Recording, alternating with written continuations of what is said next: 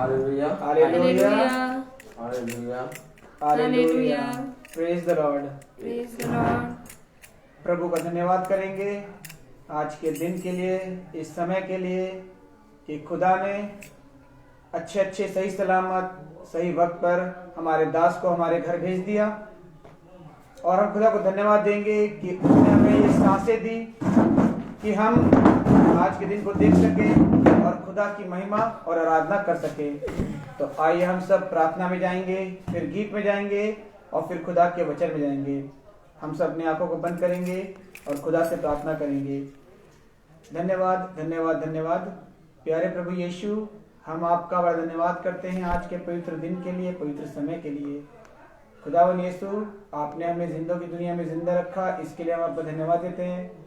आपकी आत्मा में अपने दास को भेजा खुदावन यीशु, हम आपको धन्यवाद देते हैं। खुदावन यीशु, हम आपको धन्यवाद देते हैं आज के पवित्र वचन के लिए, जो मन्ना आज आपने अपने पवित्र आत्मा के द्वारा अपने दास को दिया। खुदावन यीशु, जो यहाँ बोया जाएगा खुदावन यीशु मेरे घर पर, खुदावन यीशु मेरे घर के द्वारा आसपास के पूरे मोहल्ले, पूरे गली मोहल्ले में हर जगह पर उस वचन की आत्मा, उस वचन का आशीष होने पाए उन सब पर। खुदावन यीशु हम आपको धन्यवाद देते हैं और प्रार्थनाएं मांगते हैं कि जो भी वचन आज बोया जाए खुदावन यीशु, वो मेरे घर पर नहीं बल्कि हर एक इंसान पर जो ये वचन सुनने वाले हैं यूट्यूब और फेसबुक के माध्यम से खुदावन यीशु, उन सब पर आपकी आशीष और बड़ी बरकत होने पाए। खुदावन यीशु, ये प्रार्थना मांगते हैं प्यारे बेटे यीशु के नाम से, सुनो ग्रहण करें, आमीन। हम गीत गाएंगे, नीले आसमां के पार जाएंगे।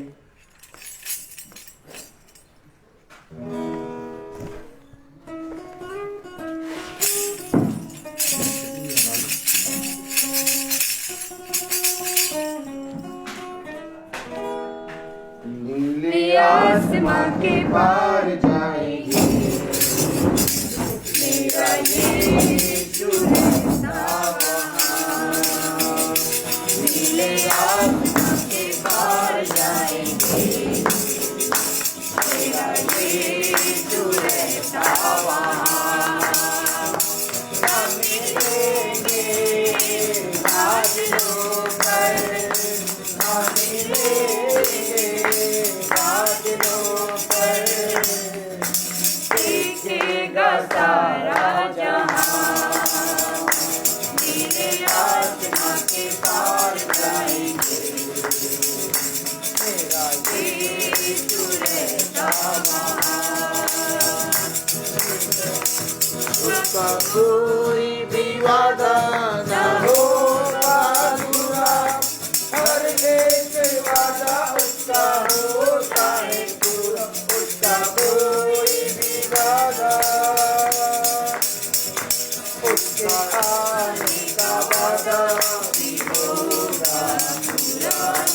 देखेगा सारा जहां, उसके आसमां के पार जाएंगे, मेरा यीशु रहता वहाँ। ये विश्वास से मेरा जो होगा पूरा, सपना ये मेरा न रहेगा अधूरा। ये विश्वास है मेरा, रहेंगे अपनी यीशु के, देखेगा सारा जहां। नीले आसमां के पार जाएंगे, मेरा यीशु रहता वहाँ। नीले आसमां के पार जाएंगे, मेरा यीशु रहता वहाँ। हम मिलेंगे बादलों पर, हम मिलेंगे बादलों पर, देखेगा सारा जहां।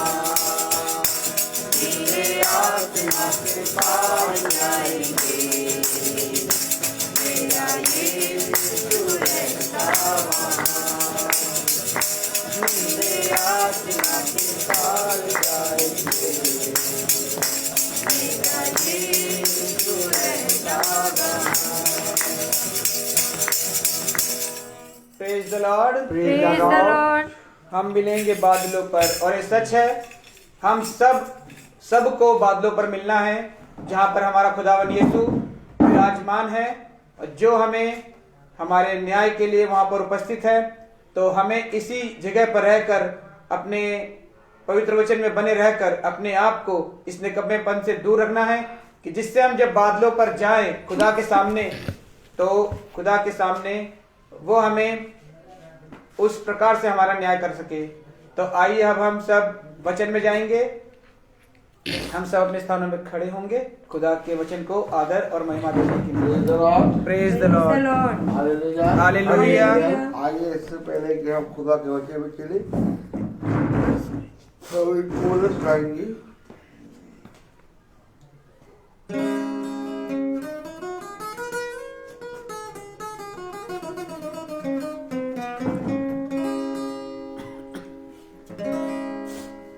तरस खाकर ईश्वर ने हाथ बढ़ाकर शुद्ध किया, जैसे प्रभु ने छुआ मुझको,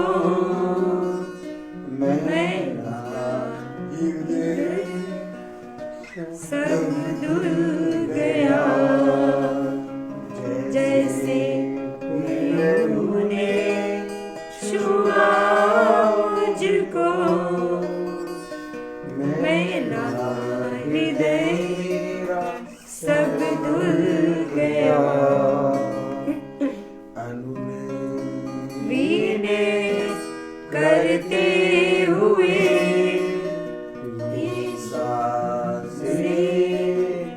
मैंने कहा, पापी हूँ मैं, शुद्ध करो, बरसा तुम्हारी दया।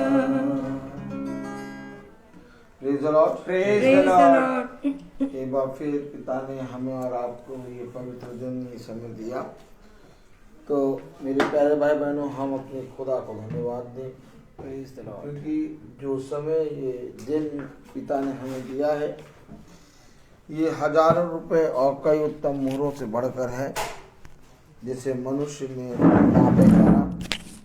अगर मनुष्य जानता पहचानता तो खुदा का इनकार ना करता, सच बात। लेकिन मनुष्य ने खुदा का इनकार करा, क्योंकि मनुष्य ने अपने जीवन में अपने अधर्म को और अपनी शिक्षाओं को खुदा से अधिक महत्वपूर्ण बढ़कर स्थान दिया। सच बात। लेकिन मेरे प्यारे भाई बहनों, खुदा सच्चा है। आमीन। उसने कहा धीरज से बाट जो, क्योंकि जो कोई धीरज से बाट जोता है उसका प्रतिफल बड़ा होता है। आमीन। आमीन। हमें किसी मनुष्य पर या किसी मनुष्य को इन बातों के विषय में बहुत तायत से समझाने की आवश्यकता नहीं है, क्योंकि जब तक खुदा ना चाहे तब तक कोई उसके पास नहीं आ सकता। सच बात है। हमेशा याद रखो कि जितना ज़्यादा हम और आप ये चाहते हैं कि खुदा को और खुदा के वचन को इस पृथ्वी का हर एक जना जाने, उससे अधिक हमारा खुदावन चाहता है कि इस पृथ्वी का हर एक मनुष्य पाप में ना दिया जाए और उसके पाप क्षमा किए जाएं। आमीन। आमीन। तो मेरे प्यारे भाई बहनों, ये हमारे और आपके सोचने की बात नहीं है, बल्कि खुदा की इच्छा जैसे मेरे और आपके जीवन में हुई, और उसने हम और आपके निकम्मे कामों से हमें फेर के हमें अपने वचन को समझने और उसमें बने रहने की सामर्थ्य और बुद्धि दी, और आज हम एक बुद्धिमान मनुष्य के समान पिता के वचन में बने रहते हैं। यस।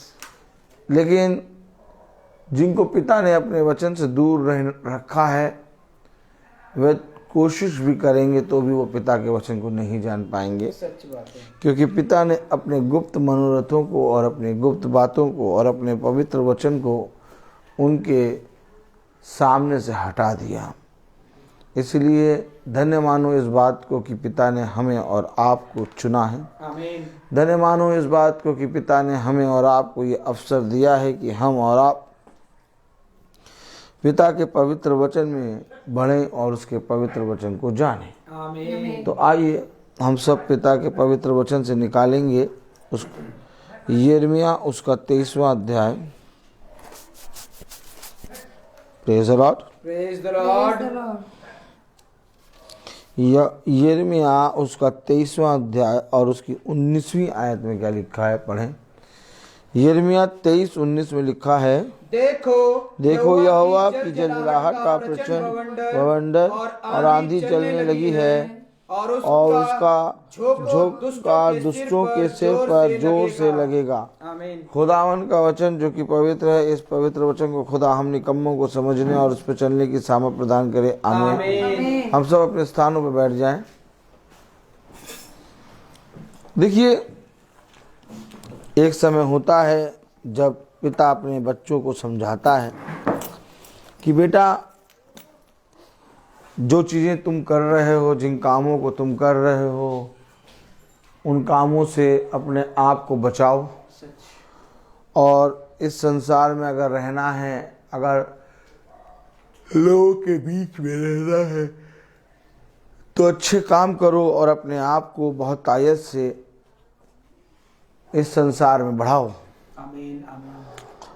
लेकिन बच्चा जब सुनता नहीं है और वो उस संसार और संसार की बातों में लगा रहता है और अपने जीवन में अच्छी वस्तुएं प्राप्त करने के लिए इस संसार में पाप को और अपने जीवन में धारण कर लेता है, तो मेरे प्यारे भाई बहनों, एक समय आता है जब पिता की डांट, पिता की मार, पिता का समझाना सब कुछ बंद हो जाता है और उस बच्चे के लिए, उस मनुष्य के लिए पूरी रीति से पाप का द्वार खुल जाता है। बात है।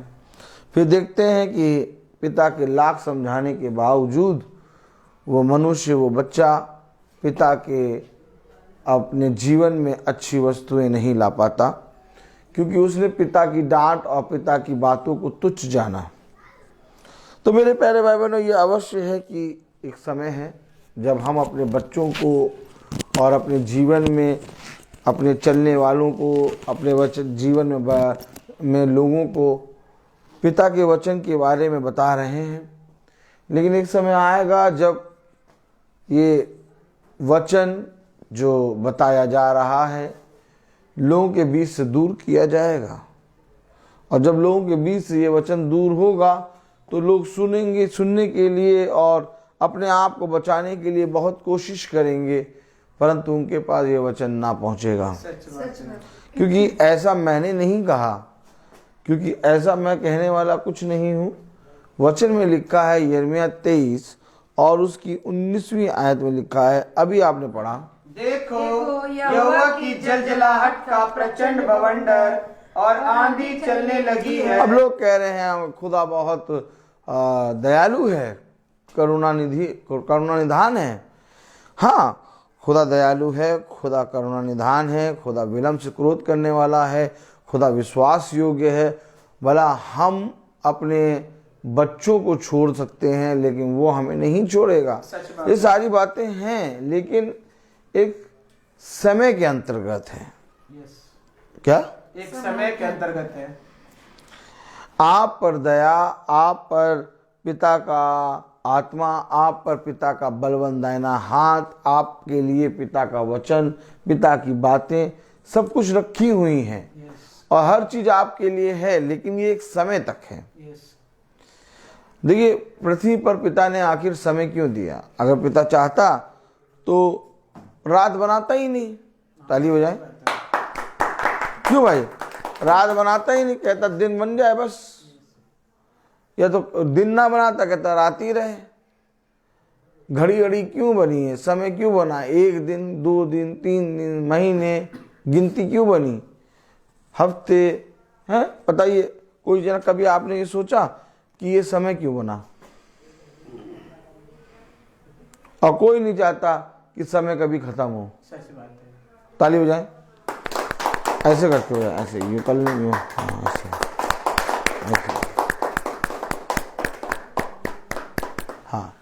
तो कोई चाहता है कि समय खत्म हो? नहीं। सब मनुष्य चाहते हैं कि भैया समय ना खत्म हो।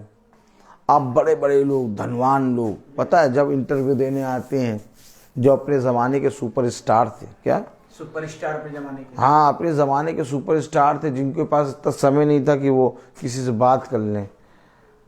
वो जब इंटरव्यू देने आते तो कहते हैं भैया पता नहीं कैसे एक भाप के समान हमारा जीवन बीत गया और आज हम बूढ़े इतने हो गए कि हमें अपनी जवानी के दिनों को हम सोचते हैं।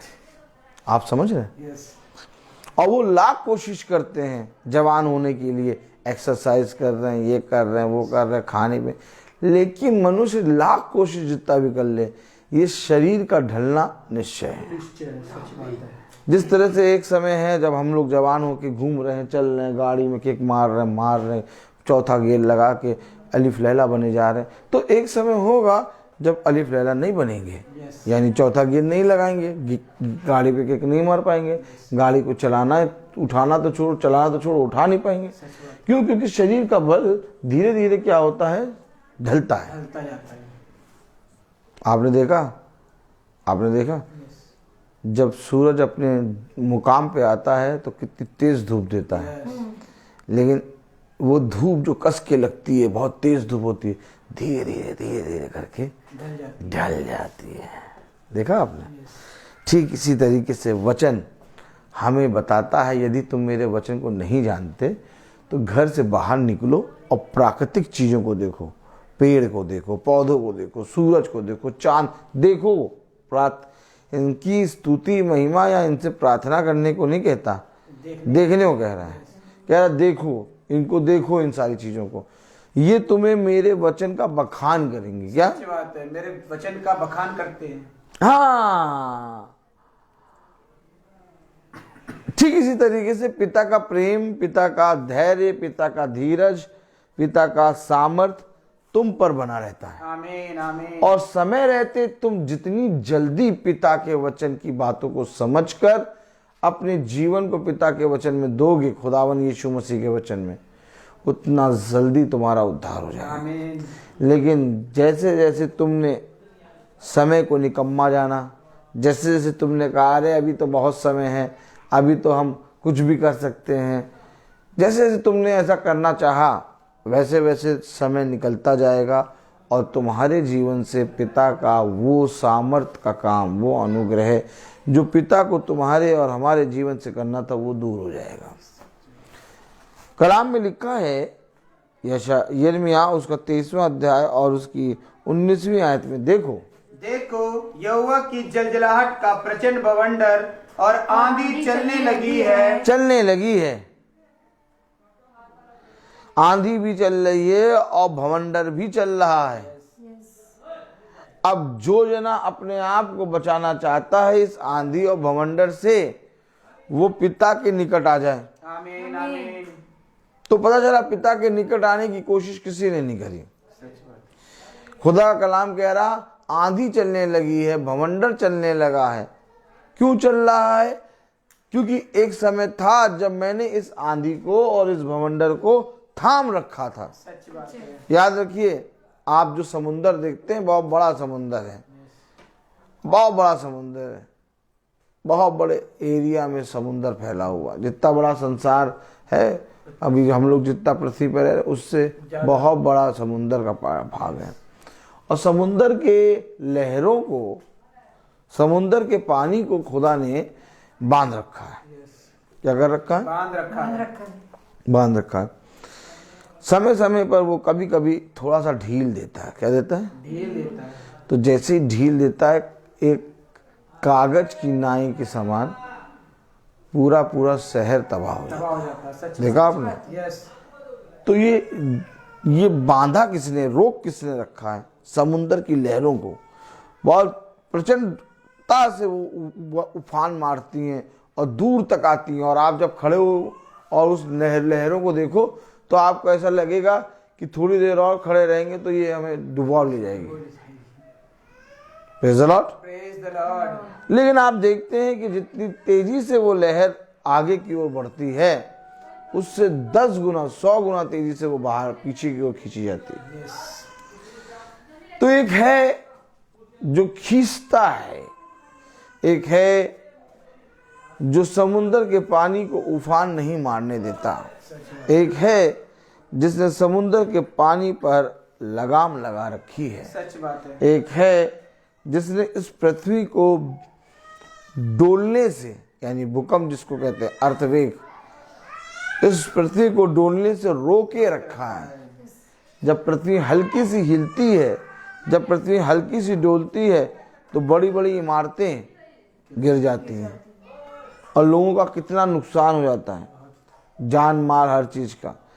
तो कोई है जिसने इस बड़ी बड़ी अर्थ को, वेग को, यानी भूकंप को रोक रखा है।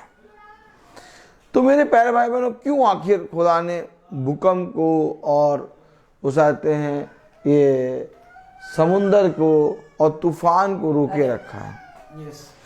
इसलिए रोके रखा है कि अभी भी मेरे कुछ लोग हैं जो वचन को सुनकर फिरे। अभी भी मेरे कुछ लोग हैं जो मेरे वचन को सुनकर अपने जीवन से पापों का पश्चाताप करके पूरी रीति से फिरें। लेकिन जब पिता देख रहा है तो देख रहा है कि कोई नहीं, तो अब धीरे धीरे भवंडर और तूफान चलाने लगा। हाँ, यिर्मयाह उसका 23 अध्याय और उसकी 19वीं आयत में क्या लिखा? देखो यहोवा की जलजलाहट का प्रचंड बवंडर और आंधी चलने लगी है और उसका झोंका दुष्टों के सिर पर जोर से लगेगा। जोर से लगेगा। किसके सिर पे? दुष्टों के सिर पे। देखा आपने? क्यों लगेगा इनके सिर पे जोर से? क्योंकि इन्होंने खुदा के वचन को, जो वचन इन्हें दिया गया, उसको तुच्छ जाना। सच बात। इन्होंने अपने समय पर क्या नहीं किया? कार्य नहीं किया। इन्होंने अपने समय पर पिता के वचन के प्रति ये ईमानदार नहीं बने और ये संसार की चीजों में व्यस्त रहे। इसलिए इनके सर पर यहोवा का सोता, जलजलाहट, हाँ, बवंडर, आंधी दुष्टों के सिर पर जोर से लगेगा। जोर से लगेगा। यस। क्यों लगेगा? यिर्मयाह उसका 23वां अध्याय और उसकी 14वीं आयत पढ़ें।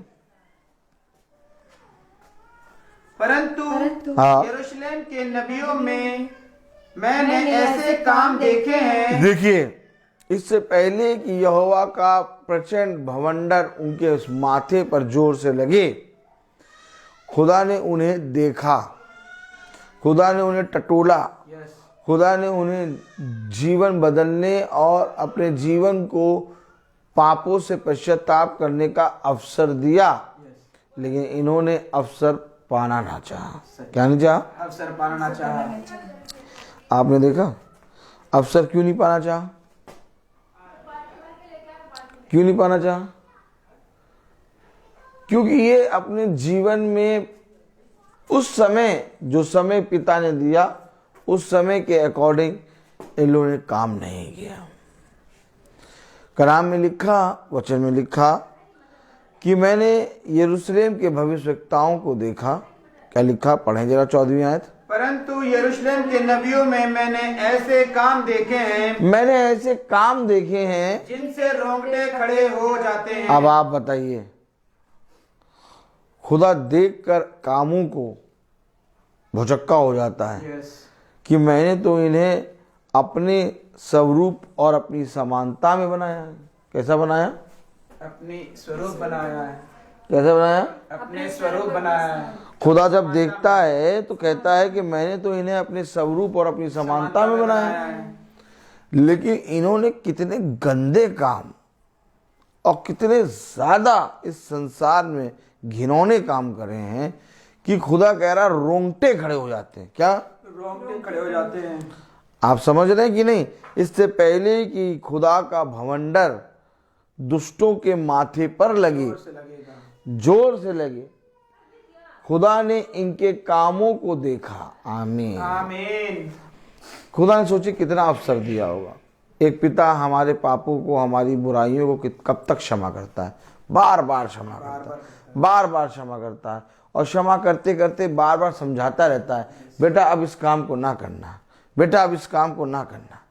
लेकिन एक समय आता है जब हम पिता की उस बातों को जो हम नहीं सुनते थे, एक समय आता है कि जब हम नहीं सुनते उन बातों को, तो उन बातों को ना सुनने के कारण जब हम बुराइयों में फंस जाते हैं और हमारे जीवन में अंधकार आ जाता है, तो हमें स्मरण आता है कि मेरा पिता कहता था, मेरा पिता कहता था कि ऐसे काम ना कर, मेरा पिता कहता था कि इस अंधकार से निकल आ, मेरा पिता कहता था ऐ मेरे बच्चे फिर, मेरा पिता कहता था कि देख मैं तुझसे सच कहता हूं कि यदि तू ऐसे कार्य करेगा तो तू पूरी रीति से नष्ट हो जाएगा।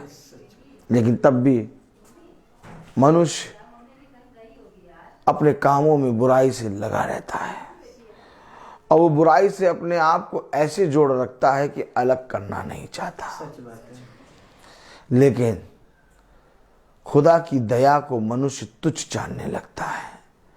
उसने कहा मैं अब तक चुप रहा और मैंने तुझ पर दया करी, तो तूने ये सोच लिया कि मैं हूं ही नहीं। सच बात है। क्यों? क्योंकि अगर मैं तुझको ताड़ना देता और ताड़ना देता और ताड़ना देता तो तू इन बातों को समझता। लेकिन मैंने तुझे इतनी ताड़ना नहीं दी कि तेरे प्राणों की हानि हो जाए। देख मैंने तुझे इतना दुख ना दिया कि तेरे प्राण निकल जाए। मैंने तो यही चाहा कि तेरा जीवन बदल जाए। आमीन। मैंने यही चाहा कि तू पूरी रीति से अपने पापों से फिर के अपने खुदावन यीशु मसीह के प्रति ईमानदार बन जाए। आमीन। लेकिन देख तूने मेरे दिए गए उपहारों को, मेरे दिए गए फलों को तुच्छ जाना। कलाम कह रहा, वचन कह रहा, यिर्मयाह उसका 23वां अध्याय और उसकी 19वीं आयत में देखो, यहोवा की जलजलाहट का प्रचंड भवंडर, देखो यहोवा की जलजलाहट का प्रचंड भवंडर और आंधी चलने लगी है, और आंधी चलने लगी है, और उसका झोंका और उसका झोंका दुष्टों के सिर पर जोर से लगेगा। दुष्टों के सर पर जोर से लगेगा। अब हम और आप क्या चाहते हैं कि खुदा हमें ऐसी मार मारे कि हम नष्ट हो जाएं? कि हम ये चाहते हैं कि खुदा हमें अपने राज्य में प्रवेश करने की सामर्थ्य दे और हमें हमारे लिए एक मुकुट खुदा ने जो तैयार किया उस मुकुट को हम अपने जीवन में धारण करें? यही तो चाहते हैं। लेकिन इसके लिए करना क्या होगा? इसके लिए मेरे प्यारे भाई बहनों हमें समय को पहचान कर पिता की ओर फिरना होगा। इसके लिए हमें समय को पहचान कर पिता के वचन पे कान लगाना होगा। इसके लिए हमें समय को पहचान कर अपने पिता के कहे गए वचन पर पूरी रीति से हो लेना होगा। आमीन, आमीन। और जिसे ये संसार नहीं करना चाहता। अब आप बताइए, इससे पहले कि दुष्टों के सिर पर यहोवा का झोंका लगे, जलजलाहट का झोंका लगे, यहोवा ने क्या कहा? खुदावन यीशु मसीह ने क्या कहा? यिर्मयाह 23 और उसकी 14वीं आयत, परंतु यरूशलेम के नबियों में मैंने ऐसे काम देखे हैं, परंतु यरूशलेम के नबियों में मैंने ऐसे काम देखे हैं जिनसे रोंगटे खड़े हो जाते हैं, जिनसे रोंगटे खड़े हो जाते हैं। यानी कि वो इतनी ज्यादा बुराई पे बुराई कर रहे हैं, इतना ज्यादा अंधकार मिटाए रहे हैं, बना रहे हैं अपने जीवन में, कि खुदा कह रहा है इन कामों को देखकर रोंगटे खड़े हो जाते हैं। लेकिन इनको कोई फर्क नहीं पड़ता। इनको ये भी नहीं समझ में आता कि हमने यहोवा के विरोध में कुछ बुराई कर दी। ये कहेंगे नहीं, हम तो यहोवा के खुदावन के साथ हैं, खुदा तो हमारा प्रिय पिता है।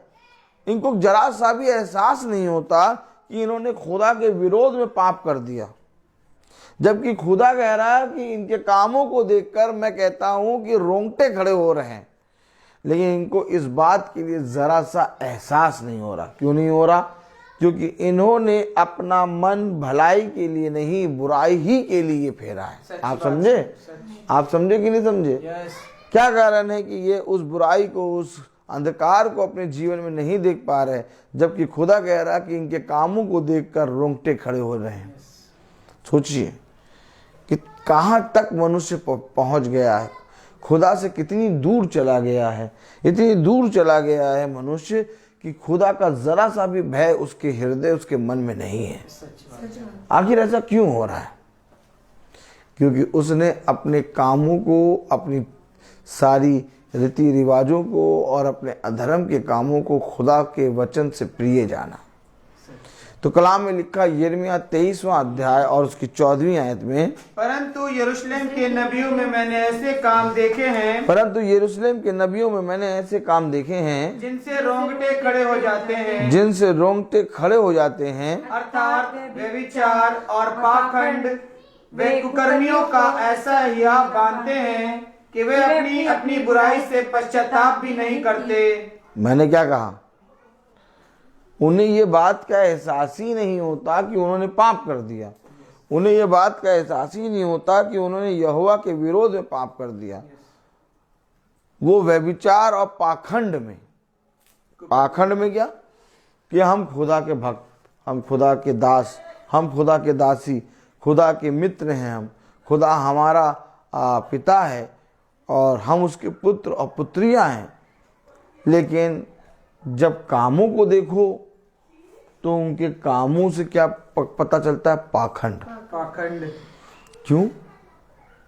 मुंह से तो वो कहेंगे प्रभु, परंतु जब काम करने लगेंगे तो उनके जीवन में प्रभु का वचन कहीं न जलेगा। सच बात है। और उनके काम में निरंतर बुराई उत्पन्न होती है। क्या उत्पन्न होती है? निरंतर बुराई उत्पन्न होती है। और निरंतर बुराई उत्पन्न होने के कारण खुदा कह रहा इनके कामों को देखकर रोंगटे खड़े हो जाते हैं और इन्हें इन बुराइयों का जरा सा भी पश्चाताप नहीं है। क्या कह रहा कलाम में, वचन में क्या कह रहा? व्यभिचार, पाखंड, वे कुकर्मियों को ऐसा हिया बांधते हैं हाँ, कि वे अपनी अपनी बुराई से पश्चाताप भी नहीं करते। देखिए क्यों नहीं पश्चाताप कर रहे हैं? क्योंकि जिनको वचन बताना था वे ही उनसे कह रहे हैं तुम्हारा सदा भला होगा। क्यों नहीं वो पश्चाताप करते हैं? क्योंकि जिन्हें उनको वचन बताना था, जिन्हें उन्हें बताना था कि पिता ने अपने वचन में कहा कि अगर तुम अपने इन कामों को में लगे रहोगे और पिता के वचन में नहीं फिरोगे तो मैं तुमसे सच कहता हूँ नष्ट हो जाओगे। सच बात है। यहोवा की जलजलाहट तुम्हारे माथे पर पड़ेगी। लेकिन इन्होंने ऐसा नहीं कहा। इन्होंने कहा कि तुम्हारा निरंतर सदा भला ही होगा। इसलिए वो अपने पापों से, अपने पश्चाताप से ना फिरे। आप बताइए, अगर मनुष्य को ये मालूम हो जाए कि एक प्याले में जहर है, ठीक, और एक प्याले में अमृत, और उसको जहर का सारा, क्या जहर का सारा प्रोसेस, सारी बातें बता दी जाए और अमृत की सारी बातें बता दी जाए, तो जब आप बता देंगे तो मनुष्य जहर का प्याला नहीं पिएगा। कि पिएगा? नहीं पिएगा। तो ये निरंतर बुराई पे बुराई क्यों कर रहे हैं? इनके मन से बुराई उत्पन्न क्यों हो रही है? कलाम कह रहा है ये पश्चाताप करना ही नहीं चाहते। पढ़िए जरा 14वीं आयत में, परंतु यरूशलेम के नबियों में मैंने ऐसे काम देखे हैं, परंतु यरूशलेम के नबियों में मैंने ऐसे काम देखे हैं जिनसे रोंगटे खड़े हो जाते हैं, जिनसे रोंगटे खड़े हो जाते हैं, अर्थात व्यभिचार और पाखंड, अर्थात व्यभिचार, पाखंड, वे कुकर्मियों को ऐसा हिया बांधते हैं वे कुकर्मियों को ऐसा हियाब बांधते हैं कि वे अपनी अपनी बुराई से पश्चाताप भी नहीं करते। देखिए, ऐसा हियाब बंधा देते हैं, ऐसा इतना ज़्यादा कह देते हैं कि तुम्हारा प्रिय पिता है, वो तुम्हारे पापों को चाहते हैं। पाप जितने भी करते जाओ, तुम कोई पाप नहीं कर रहे हो क्योंकि तुम अपने पिता की संतान हो। ऐसा हियाब बंधा देते हैं कि वो अपने पापों से, क्या कह रहा, ऐसा हियाब बंधा देते हैं, अपनी अपनी बुराई से पश्चाताप भी नहीं करते। अपनी अपनी बुराई से पश्चाताप नहीं करते। आज ऐसा समय आ गया, आज ऐसा समय आ गया कि लोग वचन को सुनते हैं परंतु अपने मन को दीन नहीं करते, अपने आप को नर्म नहीं करते, अपने आप को पिता के वचन में स्थिर नहीं करते। आज ऐसा समय आ गया। आज लोग वचन को सुनते हैं परंतु कहते हैं नहीं, हमारे याजकों ने, हमारे पास्टरों ने, हमारे अभिषिक्तों ने, हमारे धर्मगुरुओं ने हमें बताया है कि हम ऐसा कर सकते हैं। देखा आपने? आपने देखा? हम ऐसा कर सकते हैं। लेकिन उनसे कहो कि अगर किसी ने बताया तो क्या तुमने बाइबल खोल के वचन को पढ़कर जानने की कोशिश नहीं करी कि क्या ऐसा जिसने उसने बताया है ऐसा है? उन्होंने ऐसा यत्न नहीं करा, बल्कि उनके ऊपर ऐसा हियाब बंधा दिया गया कि जैसा हमारे धर्मगुरु ने कहा है वैसा ही है। इस तरह से उन्होंने मेरे सामने बुराई पे बुराई, निरंतर बुराई करना शुरू कर दिया। इसलिए इनके कामों को देखकर रोंगटे खड़े हो जाते हैं, क्योंकि ये एक बुराई नहीं करते बल्कि एक बुराई के पीछे इनकी हजारों बुराइयां उत्पन्न होती हैं। कलाम में लिखा 14वीं आयत में पढ़ें, परंतु यरूशलेम के नबियों में मैंने ऐसे काम देखे हैं, परंतु यरूशलेम के नबियों में मैंने ऐसे काम देखे हैं जिनसे रोंगटे खड़े हो जाते हैं, जिनसे रोंगटे खड़े हो जाते हैं, अर्थात व्यभिचार और पाखंड, अर्थात व्यभिचार और पाखंड। वे कुकर्मियों का ऐसा हियाव बांधते हैं, वे कुकर्मियों का ऐसा हियाब बांधते हैं कि वे अपनी अपनी बुराई से पश्चाताप भी नहीं करते। कि वो अपनी अपनी बुराई से पश्चाताप नहीं करते। सब निवासी मेरी दृष्टि में सदोमियों और अमोरियों के समान हो गए हैं। सब, हर निवासी मेरी दृष्टि में सदोम और अमोरियों के समान हो गए। तो खुदा ने सदोम और अमोरा को क्या किया था? नष्ट कर दिया था, आग और गंधक बरसा दिया था। और आज तक वहां पर कोई मनुष्य जीवन नहीं उपजा पाया, क्योंकि उसकी भूमि में अब खेती नहीं हो सकती, क्योंकि जो आग और गंधक पिता ने ऊपर से बरसाया उसने उस भूमि की जितनी भी सामर्थ्य थी उसको मार दिया। आज भी वो जगह वैसे ही सुनसान उजाड़ पड़ी है, क्योंकि जिस चीज को यहोवा नष्ट करे फिर उसे कौन बना सकता है? खुदा का कलाम कहता है ना, जिस वस्तु को या जिस मनुष्य को या जिस घराने को मैं नष्ट करता हूँ उसे फिर कोई बना नहीं सकता। यही तो बात है। खुदा कहता है यदि मैं तेरे विरोध में हो जाऊं तो तुझे मुझसे कौन बचा सकता है? ठीक इसी तरीके से सदोम और अमोरा के पाप यहोवा की दृष्टि में इस रीति से बढ़ गए कि उनको पिता ने आग और गंधक से नष्ट कर दिया। और आज पिता फिर कह रहा है लोगों को देखकर कि पिता कह रहा कि इनके कामों को देखकर मेरे रोंगटे खड़े होते हैं। क्यों? क्योंकि इनके काम सदोम और अमोरियों के समान हैं। क्यों? उसकी जलजलाहट का सूता मनुष्य के माथे पर लगने वाला है।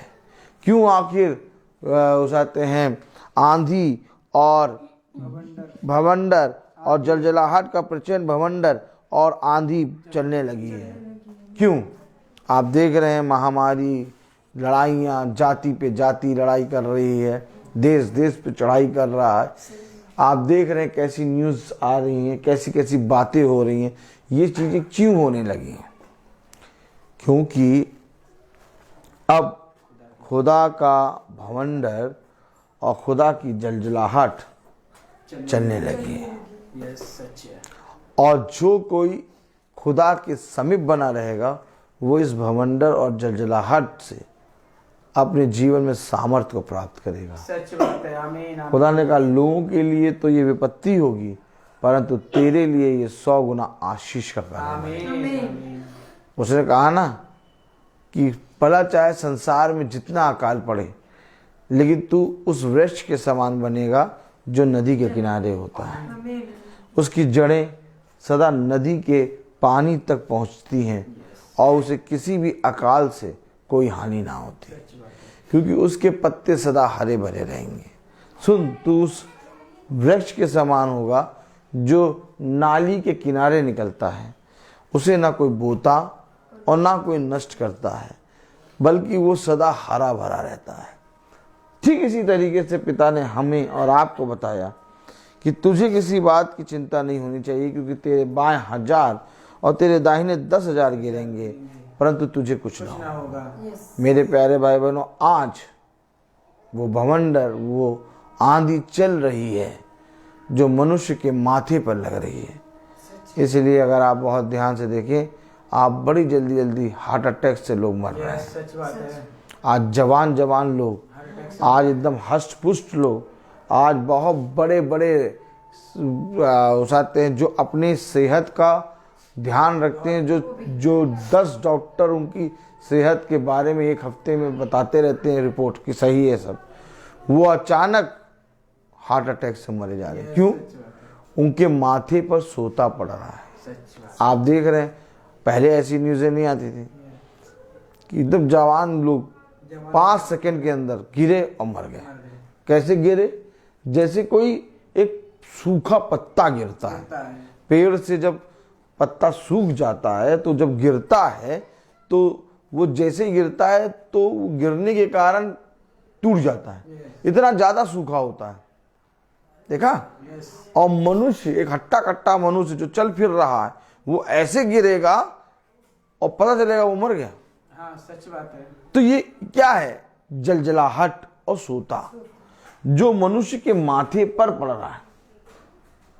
इससे पहले कि वो जलजलाहट और सोता हमारे घराने, हमारे जीवनों पे पड़े, हम अपने आप को सदोम और अमोरा से अलग करें। हम अपने आप को सदोम और अमोरियों से अलग करें। हम अपने आप को, अपने जीवन को पिता के वचन में दें। हम अपने आप को उन बुराइयों से, उस व्यभिचार से और उस पाखंड के, और क्या लिखा? पाखंड, व्यभिचार, पाखंड,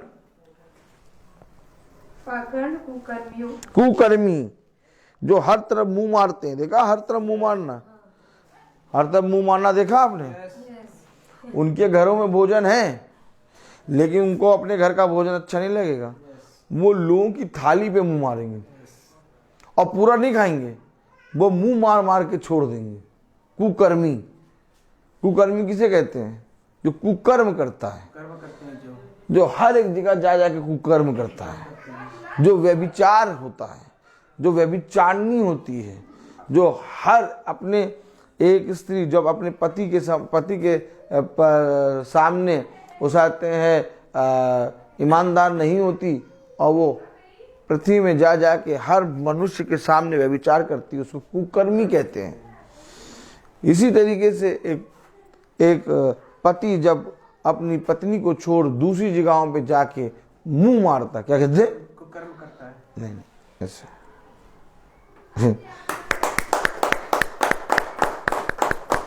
दूसरी जगह जाके जब मुंह मारता है, क्या कहते हैं? मुंह मारता है, उसको कुकर्म कहते हैं। कुकर्मी, क्या? कुकर्मी, पाखंडी, पाखंडी, पाखंडी, कुकर्मी, व्यभिचारिणियों, क्या कहेगा? पढ़े जरा। पाखंडी अर्थात व्यभिचार और पाखंड वे कुकर्मियों को ऐसा हियाव बांधते हैं कि वे अपनी अपनी बुराई से पश्चाताप। अब कुकर्मियों को, व्यभिचारिणियों को, चारियों को और पाखंडियों को कहते हैं, अरे तुम और करो व्यभिचार। और क्या? दाऊद ने भी तो करा था, देखा नहीं? दाऊद की कितनी रानियां थी, कितनी रखेलियां थी। और क्या? ऐसे करो, ही हु। अरे राजा सुलेमान को देखो, 700 रानियां और 300 रखेलियां थी। अरे हम लोग को तो ये सब करने को खुदा ने कहा है। अरे वाह भाई वाह, वाह भाई वाह, ऐसे करें, अरे वाह। ऐसा नहीं है, ऐसा नहीं है, ऐसा नहीं है, ऐसा नहीं है। एक पत्नी अपने पति के प्रति ईमानदार होती है, याद रखें। और जब मेरे प्यारे भाई बहनों, हम अपने खुदा के प्रति ईमानदार होते हैं तो हम हर एक देवी देवता की पूजा नहीं कर सकते। नहीं कर सकते। ठीक इसी तरीके से जब हम अपनी पत्नी के प्रति ईमानदार होते हैं तो हम अपनी पत्नी की सेवा और किसी की ओर दृष्टि करके नहीं दे सकते, क्योंकि ऐसा हमारे खुदा ने हमें सिखाया है। हालेलुया। और हमारे खुदा ने जो बातें हमें सिखाई हैं वो हमारे लहू में बहती हैं। Praise the Lord. इसलिए पिता ने हमसे और आपसे खुल के बात करी है कि देखो, अपने आप को कोई भी घमंड ना करो और अपने आप को कोई भी ही यू ना करो, क्योंकि यहोवा का प्रचंड, यहोवा की जलजलाहट, यहोवा की आंधी मनुष्य के माथे पर जोर से लगेगी। पता चला कर I am a disco dancer, एकदम से जोर से लगी माथे पे क्या जलजलाहट। जो डांसर कर रहे थे ताक से गिरे। कैसे गिरे? तार से। अटैक। देखा आपने देखा? ये न्यूज़ जो आपको सुनने को मिलती है ये बाइबल में पहले से मेंशन है। तो क्या किसी ने माथे पे मारा? यस। और जैसे माथे पे पड़ा तड़ाक से गिरा। इससे पहले कि वो समय आए कि यहोवा की जलजलाहट, यहोवा का प्रचंड तुम्हारे माथे पे पड़े, अपने पापों से पश्चाताप करो और खुदा के वचन में पूरी रीति से हो लो। क्योंकि एक बात समझ लो कि एक समय है जब तक यहोवा तुम्हारे चारों ओर बाड़ा बांधे है और एक घेरा बांधे है, तब तक वो प्रचंड और वो जलजलाहट हमें और आपको नहीं लग रही। लेकिन जिस दिन हम उसके दृष्टि में सदोम और अमोरियों के समान पाप में बढ़ते चले जाएंगे, हमारे और आपके अंदर से, हमारे और आपके चारों ओर से यहोवा अपना बाड़ा हटा लेगा। और जिस दिन यहोवा अपना बाड़ा हटाएगा उसी दिन हमें उसका जलजलाहट हमारे माथे पे पड़ जाएगी।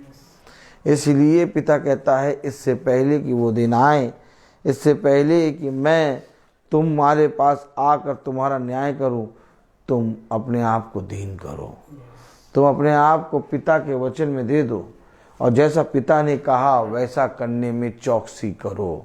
मेरे प्यारे भाई बहनों, आज अभी भी हमारे पास खुदा ने हमें बहुत समय दिया है। हम इधर उधर की बातें ना करके संसार और संसार की चीज़ों में अपने जीवन को ना लगा के अपने पिता की ओर दृष्टि करें और अपने पिता की ओर बहुत तायत से बढ़ें। आमीन। क्योंकि ऐसा ही करके हम अपने पिता की एक उत्तम संतान बनेंगे। तो ये अवश्य है कि हम पिता के वचन में स्थिर हों, यह अवश्य है कि हम पिता के वचन में बढ़ें, यह अवश्य है कि हम पिता के वचन में जैसे पिता ने कहा वैसा करने में हम चौकसी करें। मैं बोलता बहुत हूँ, हर चीज़ का एक समय होता है। तो आइए हम प्रार्थना में चलेंगे और मेरा निवेदन है भाई सचिन से कि वो प्रार्थना में अगुवाई करें। आइए हम सब प्रार्थना में चलेंगे। धन्यवाद धन्यवाद धन्यवाद प्यारे प्रभु यीशु, हम आपको धन्यवाद देते हैं आज के पवित्र वचन के लिए खुदावन यीशु। जो वचन खुदावन यीशु आज आपने हमारे मनों में, हमारे दिलों में, हमारी आत्मा में डाला है खुदावन यीशु, हमारे ही नहीं बल्कि जितने भी सुनने वाले हम सब के मनों में आज के वचन को डाला है खुदावन यीशु। इस पवित्र वचन को खुदावन यीशु, इस पर बने रहना, इसे मानना और इस पर चलना खुदावन यीशु हमें सिखा खुदावन यीशु कि हम इस पर बने रहें और चलने पाए खुदावन यीशु। क्योंकि आपकी जलजलाहट, आपकी आंधी, आपका बवंडर खुदावन यीशु हम सब के ऊपर मंडराता है खुदावन यीशु। खुदावन यीशु इससे बचाने वाले आप हैं और इस जलजलाहट में डालने वाले भी आप हैं खुदावन यीशु। खुदावन यीशु हम सब जितने भी निकम्मेपन से अपने सांसारिक जीवन में बढ़ते जाते हैं खुदावन यीशु, हमें बचा ले खुदावन यीशु कि हम इस बवंडर से बचने पाए खुदावन यीशु। आपके पवित्र वचन को सुनकर उस पर चलने वाले बन सके खुदावन यीशु। खुदावन यीशु मेरे घर पर खुदावन यीशु आज आपने इस वचन को रखा कि इस वचन के द्वारा मेरे नहीं बल्कि मेरे परिवार और मेरे आसपास के लोगों का उद्धार हो सके खुदावन यीशु। जिन लोगों के कान तक आज के इस पवित्र वचन को सुनने पाए खुदावन यीशु, वे भी आज इस पवित्र वचन को सुनकर उस पर चलने वाले होने पाए। खुदावन यीशु यूट्यूब और फेसबुक से माध्यम से देखने वाले उन सब पर भी अपनी आशीष और बरकत दे। खुदावन यीशु जिन्होंने आज इस वचन को सुना है, खुदावन यीशु वे भी अपने पापों से पश्चाताप करे।